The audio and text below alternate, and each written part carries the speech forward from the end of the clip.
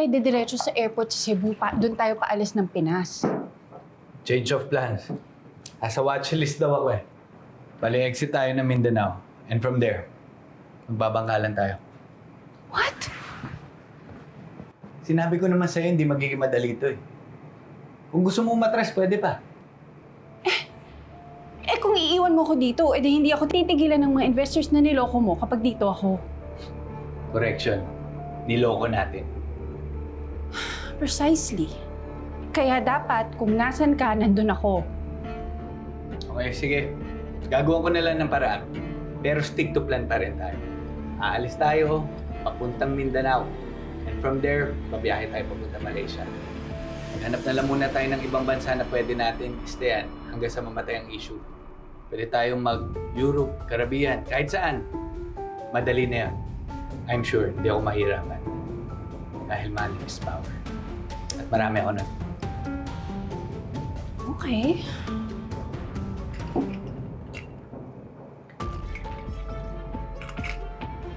So ano pang hinihintay natin? Yala.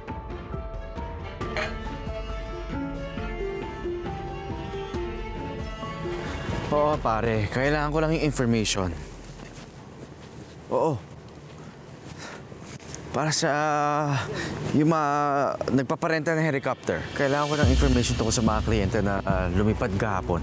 Malabong mangyari yan, Anton. Gusto man kitang tulungan, pero I don't think makakakuha tayo ng information regarding their clients. Lalo na yung mapepera, unless ipahack mo yung system nila. Eh, paano yun? Kakailanganin mo ng hacker.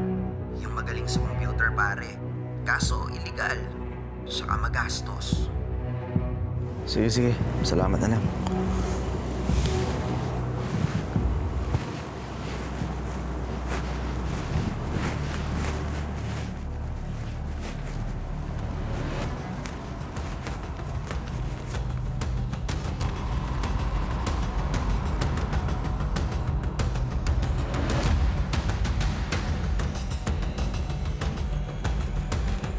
Hoy, bakit mo ko sinusundan?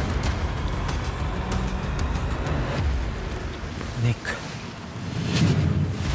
15 years na pagkatrabaho sa Saudi ang katumbas nito.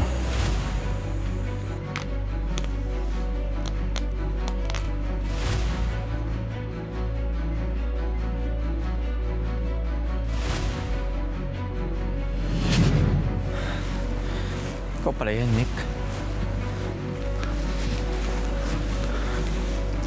Anton, ano nangyari? Ano nangyari dun sa perang na-invest ko sa'yo? Nick, pasensya ka na. Pero di ba in-explain ko naman sa'yo? Ginagawan ko lang ng paraan ngayon. Ang tagal kong inipon yung perang yun. Anton, kailangan ng anak ko ng pera na yun. Gagamitin niya yun sa pag-aaral niya.